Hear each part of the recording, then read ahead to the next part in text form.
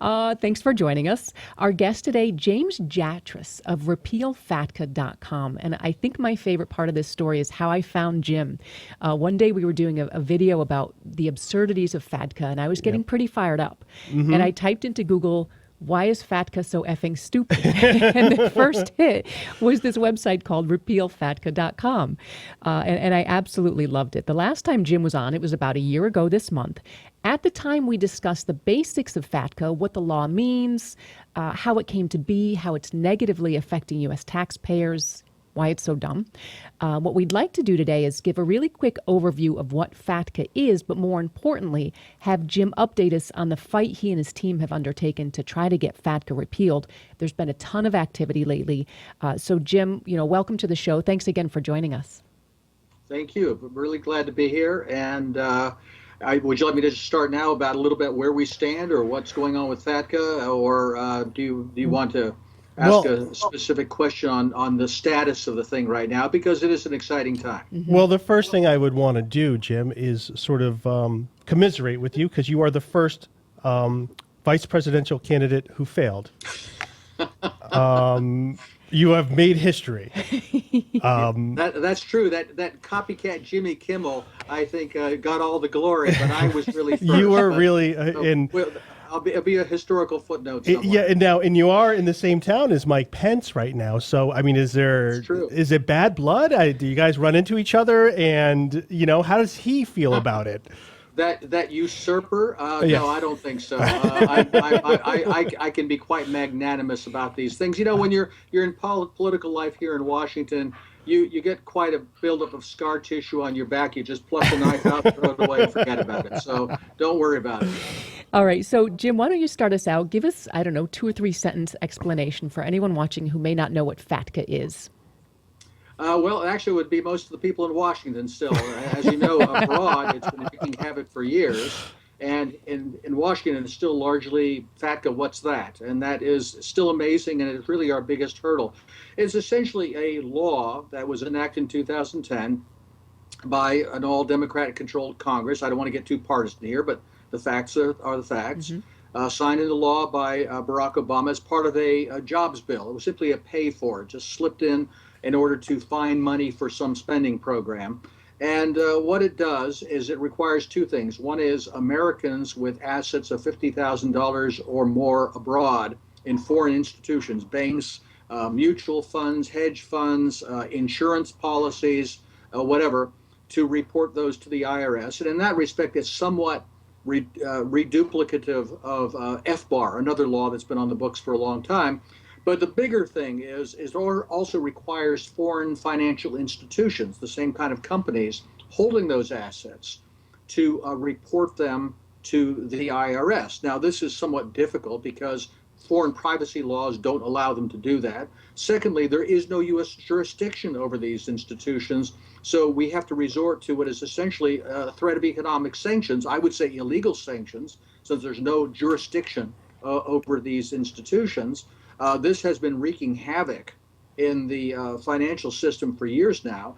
It's horrendously expensive. Even a small bank can expect to spend $1 million complying with FATCA, and some big banks like Scotiabank in Canada have reported spending $100 million. One bank by 2013. Who knows how much more after that? We're talking about billions and billions of dollars that are being spent essentially to dig holes and fill them up again. There's no real economic benefit, no real benefit to the Treasury for this, even though the justification for the law, FATCA, is to find well-heeled tax evaders. Anybody who was a real well-heeled tax evader could easily evade this law. You would simply put your money into real estate or gems or bullion or fine art or something of this sort. What we're really seeing is a lot of middle-class people being devastated with filing errors, filing deficiencies, people who didn't even owe tax in the first place. That's why it's very encouraging to see the taxpayer advocate of the IRS now saying the whole premise of this law, to go after everybody on an indiscriminate basis in the hopes of ferreting out the guilty somewhere is simply wrong and, frankly, I would say un-American. And I think that message is starting to get through. That's fantastic. Well, some things have happened since we last spoke. I would say we've had a year of sort of that middle class, again, middle class people overseas freaking out over not being in compliance. The other thing that we've seen is middle class people who have hired tax professionals and they're a little concerned about what's going on. We take a look at it to say, well, they were close. They were close to doing this correctly. What they did, though, is open you up to a whole bunch of penalties because essentially the IRS really wouldn't have known about exactly what you were doing unless you told them, but you didn't do it right. And the additional fact that we've seen is the IRS International Unit has made it very clear that this is what they want to focus on is basically being able to do an armchair audit. I could look at a tax return and based on what somebody says, I can infer they're missing something.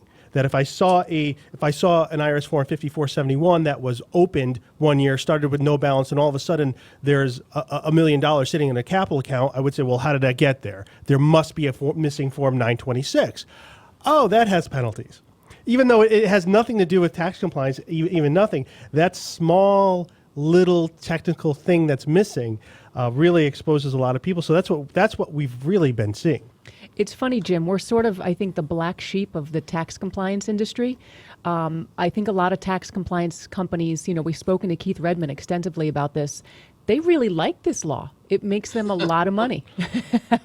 And Anthony... Exactly right. So this is what in the law you call an admission against interest. Yes. You say something is, I could be making lots more money on this thing, but by golly, it's wrong. And it's stupid. And let me be clear about something. I've been very critical of some aspects of the compliance industry. What I don't mean is people who advise individuals about a set of circumstances, a law that they did not create, neither did the compliance professionals who were advising them, but they've got to cope with it somehow. Right. They've got to find some way to protect themselves in this morass that's been created. I think that's light years away from the really big firms, the really big accounting firms. I'm not going to name the names. We all know who they are, who have been raking in billions of dollars from the institutions, but on top of that, let's be honest about this, have been shilling for FATCA. There's been a little tempest in a teapot recently in Trinidad and Tobago over the opposition leader there, opposing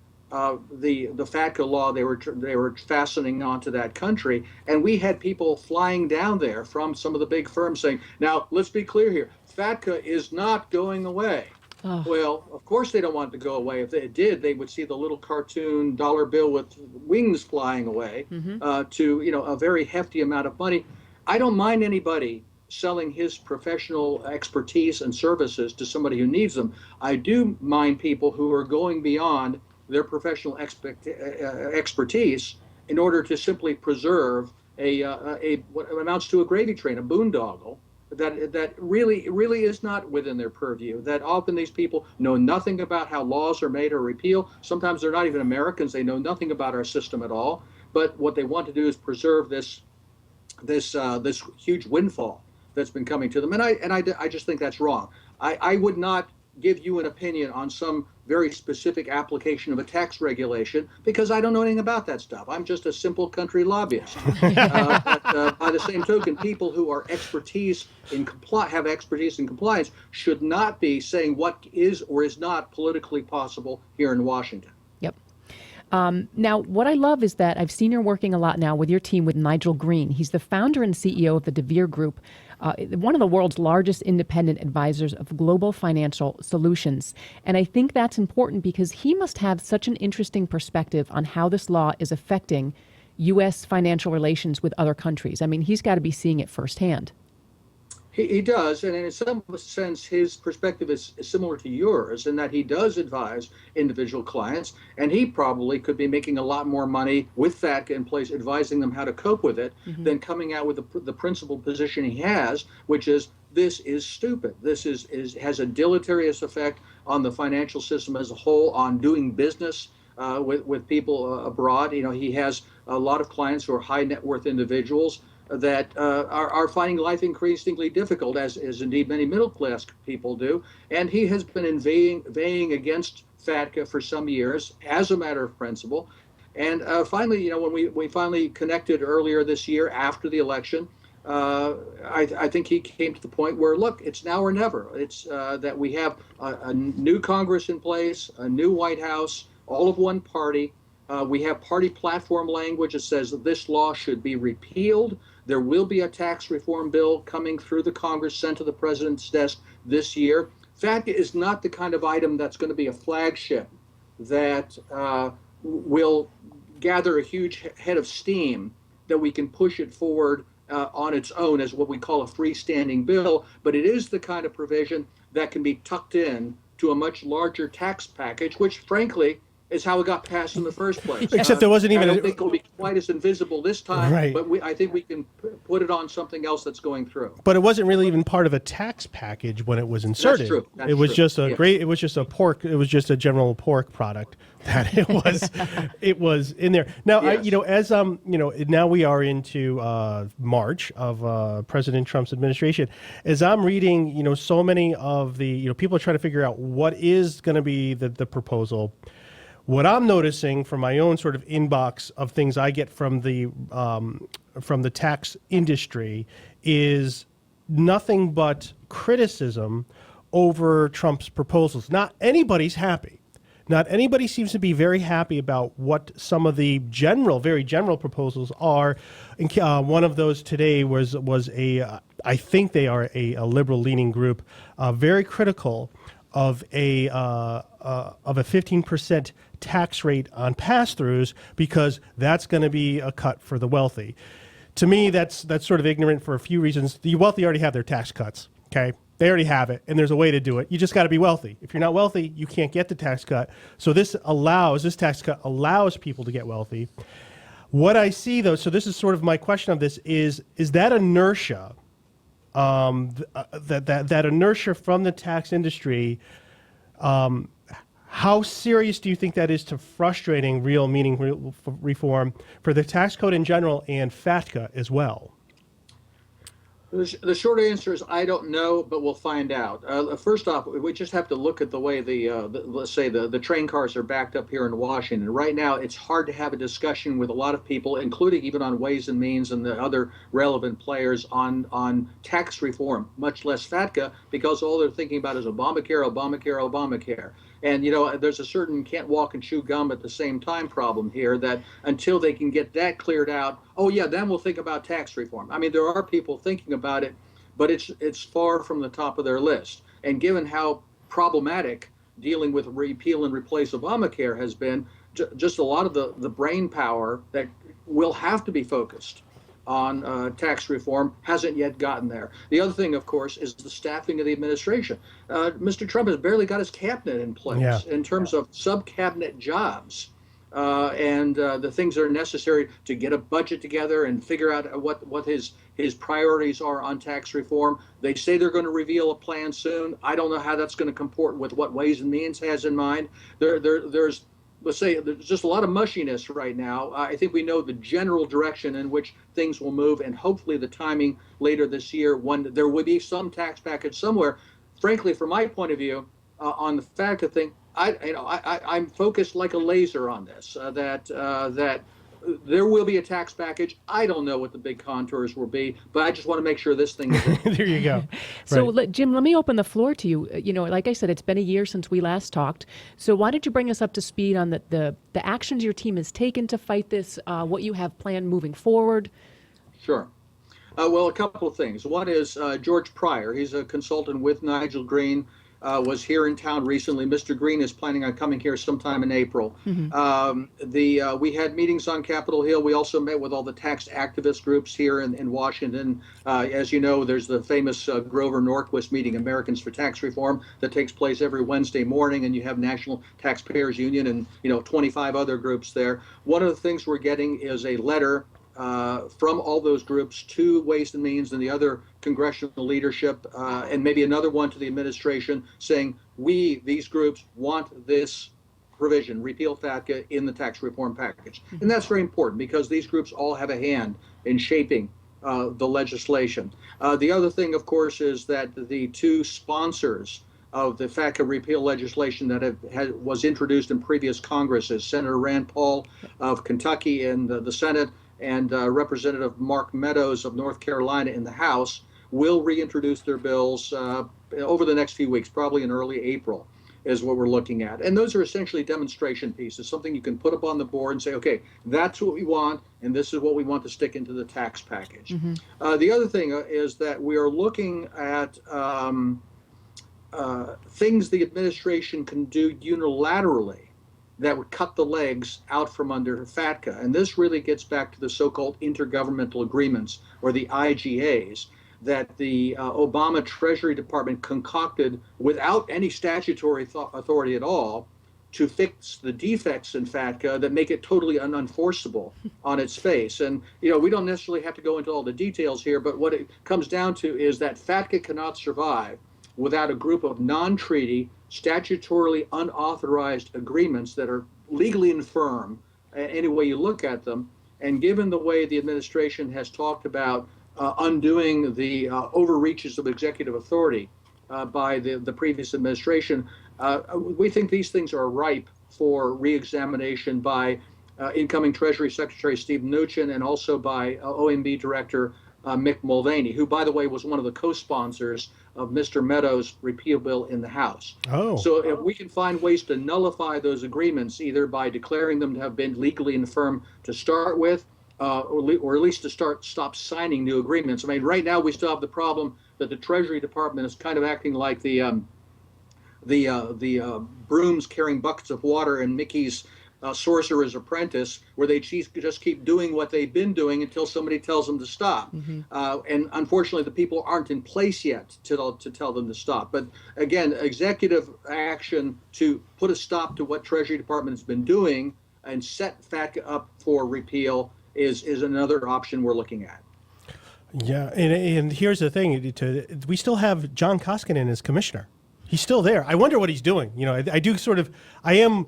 Well, you're still there. You haven't been let go yet. What exactly do you think you're sort of on the long term?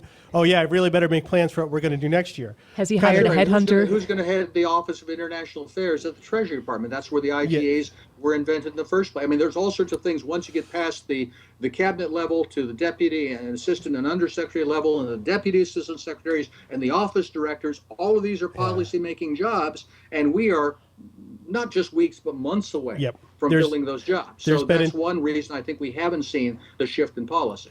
There's a lot to do, and I think the word is inertia here. That's really such a strong word. Inertia, to turn the ship. You haven't even replaced the people. You don't even have the people in place. Now the IGAs just, the Senate has to ratify a treaty. And so that's really, to those, is just to simplify it.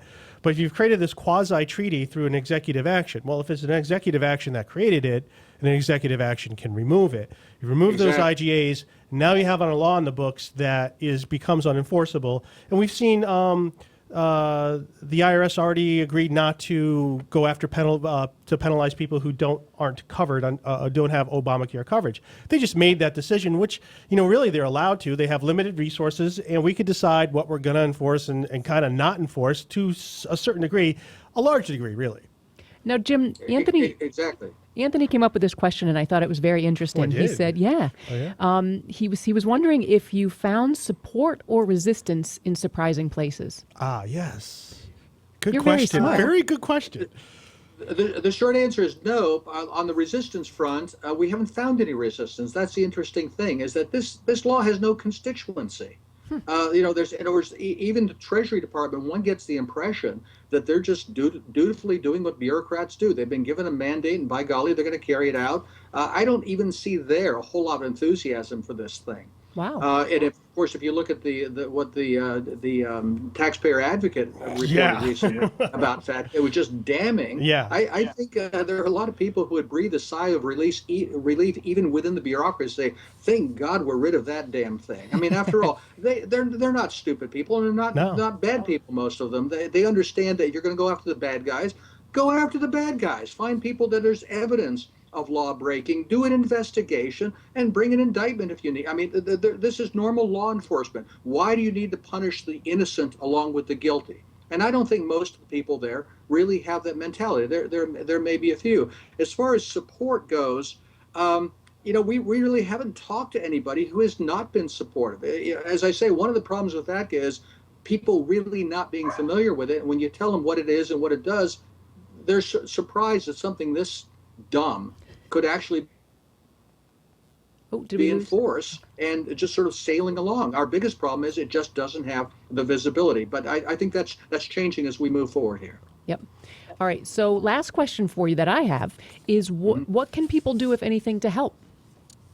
Well, before I get to that question, one last thing about the IGAs is I noticed that the law itself grants the Treasury Secretary a very broad authority to deem compliant institutions in various countries. And the Obama administration used that very effectively to talk countries into signing the IGAs, because they say, well, not only if you sign the IGA or to even indicate that we're working on an IGA, we'll deem your institutions compliant, so you're not fearing penalties while we work this out. I think one of the things the secretary could do is just deem everybody compliant on a temporary basis, to take the heat off while we figure out how to fix this problem, because it's that threat of what amount to sanctions that really is being used as a club, has been used as a club to get countries to sign the IGAs. What can people do to help? Believe it or not, I know this is going to shock your listeners and viewers, that Washington works on money. And it is not just paying for professional services. I've got a team of people working on this, but also getting the word out, publicity, placing things in the media, press releases, ads, things of that sort, to try to raise the consciousness on this matter. People seem to understand when, say, it comes to a courtroom situation, you don't just send a letter to the judge and sit back and wait for your judgment. You have to hire a lawyer. They have to file a complaint. They have to file motions. They have to engage in discovery. There are things people have to do. The same thing is true on the legislative front. You have to get up to your elbows, work with the people on the committees. You have to draft the legislation yourself. You have to find out what the competing measures are in committee. You have to round up co-sponsors. All of this takes a lot of work, and it doesn't just happen by itself. You don't just send a tweet to a congressman and say, this is a bad law, get rid of it. Okay, there you go. It's a process, and it's a very difficult, time-consuming process that I think is going to be successful. It's going to take us a few months, and it's going to take a lot of work. It's not just me, it's a team of other people I have working with me, and it's going to take some costs that we have to spend on primarily media. So clearly, if you go to repealfatca.com, we take contributions. We'd be very pleased at that. The other thing would be to talk to people, especially in the financial institutions, in the financial community, to get behind this. I understand that they feel almost like they have to pay a protection racket to the big compliance vendors to protect themselves from the threat of sanctions. But to invest a small amount and to getting rid of this thing altogether, I think would be prudent of them. It's not an either-or thing. I mean, it's not a choice between we face the sanctions or we pay big compliance costs. How about spending a lot less money to not have to do either? And that's what we're recommending as well. So yeah, if you spend 10% of what you're spending on your risk of sanctions, I think that'd be more than enough money. Hell, 1%. Yeah, 1%. Yeah, 10%. I don't know what you'd be doing. Yeah, with $100 million, if they put $100,000 into this, that would be huge in this context. And I think that's part of our goal, is to get the word out, because the average American taxpayer may not understand how large of an issue this is until it affects them.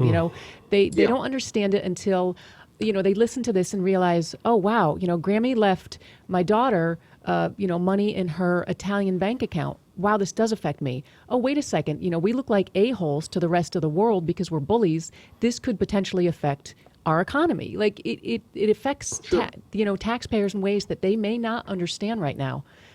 So I think that's, our goal is to tell people, this is what it is. This is how it affects you.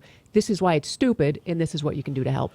Yeah, exactly right. And this is where we get into all sorts of issues having to do with the principle of privacy, about due process, probable cause, all that sort of thing. If they can put in a requirement that they can have all of your information without probable cause, without a taxable event even, just because the asset is held abroad. Why can't they do that here in the United States? Why can't they demand to know what your insurance equity is here now, even if there's no taxable tax liability associated with it? For that matter, why can't they just come into your house and catalog the value of everything you own, because we want to see if you're up to no good? I mean, that's the kind of principle we're talking about here. We also have the problem that if FATCA remains on the books, it's like a sort of Damocles hanging over our head with the so-called common reporting standards that the OECD is pushing, the automatic exchange of information the European Union is pushing, all of which are patterned on FATCA. But frankly, I think if we got rid of FATCA, that would cut the heart out of those efforts, because none of those other countries can threaten sanctions on a global basis the way the United States has been doing for the last 5 years. So if we don't do something about it here at the root of the problem, which is here in Washington, we can look forward to the time where there is not just a FATCA American global fishbowl, there is a truly global fishbowl through all of these international bodies in every other country in the world demanding all sorts of information. That is a great point. Well, and it's also, hey, American taxpayer, you have your accounts with Chase Manhattan. How do you feel about China going through? Or how do you feel about, because they're all going through just to see who has what, because that's what's going on right now. That's what's going on. Right. All this also gets to the question of, even with the data that's being provided now, how secure is that data?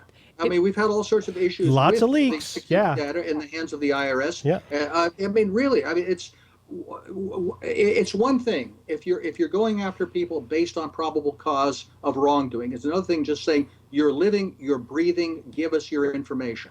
It's funny, it makes me laugh because I'm thinking, like, people are paranoid. Like, how many people I know that cover the camera on their computer with masking tape so the government can't see them walking around in their underwear and smoking pot? That's not a real threat. This is actually and it's like, more... as law is now, as this develops, if something isn't done about FATCA, you can just open up your entire financial history to pretty much any government in the world.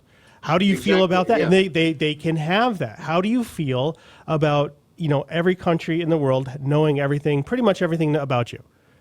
Exactly right, and that's another thing that, if I get to another one of my pet peeves here, and that is, as you know, there are a lot of groups out there that are concerned about electronic privacy, about your cell phones and your Instagram and your all other accounts. They have been, and it's not through lack of trying on my part, just oblivious to the concern about FATCA. They're more concerned about your Instagram account privacy than they are about your bank account privacy, because as soon as you mention its Tax Compliance Act, they say, oh, this isn't about privacy or electronic snooping. This is about tax evasion, which, of course, it isn't. It's the same principle, but because it's in the financial sector, somehow it's difficult for them to translate it mentally. And that's a frustration. If we can get those people on our side, too, and efforts are underway to try to do that, I think that would be huge. That is the big challenge. As soon as people hear that tax, as soon as you say IRS tax, you've just turned off 98% of your listeners. It's something that now they become interested in it when it's affecting them directly. Now they want to know everything about it. But general, it's like, that's part of the misrepresentation, I think, in the way this law was built, is because you see article after article is saying, well, it talks about exchanging information about tax evasion between countries. Well, the Americans don't exchange any information because we receive it, we don't give it. But secondly, it's not tax information, it's financial data. There is not necessarily anything about either evasion or even a tax liability that is inherent in the information that's being provided. It's simply, it's your financial information regardless of any tax liability or evasion. And it's also for things that could actually lower your tax liability. There are actually things that if you report it, if it's a loss, it would lower it. So it can go even further, and that you can be penalized for not properly preparing a loss that would lower your tax liability. So it gets pretty crazy how everything is set up right now. That's the truth. All right, Jim, well, I want to thank you for joining us today. I want to say thanks for fighting the good fight. Keep us in the loop. Anything we can do to help, we'll share this like crazy. And I mean, your efforts are not gone unnoticed. And let me just say at the end, I really do want to commend Nigel Green for stepping up to the plate, or I guess in his case being British, the wicket or the pitch or whatever they call it in cricket. I mean, it's there are a lot of us out here in the world who talk a lot, but it's not all that often you find somebody who puts his money where his mouth is and say, look, it's time to stop just bloviating about something. It's time to actually do something about it. So I'm glad that he has done that. He's got the ball rolling. I hope other people join in, because this is a worthwhile effort. And unlike a lot of things here in Washington, which, you know, you go through the motions, but you don't think they might succeed, I think this one has a very good chance. And we're getting a very positive reception. And let's put it over the top. You know, a lot of times people will ask me, well, what's going to happen here? And the answer I give back is, I don't know. What are you going to do? Are you going to help us? Are you going to just sit back and watch, be a free rider, hope it succeeds? Or are you going to actually be part of the problem? So we are asking people to support Nigel and pitch in, and let's get this done. Awesome. All right, fantastic. All right. Thanks so much for joining us you. today, Jim. Thanks, Jim. Thank you. Bye-bye.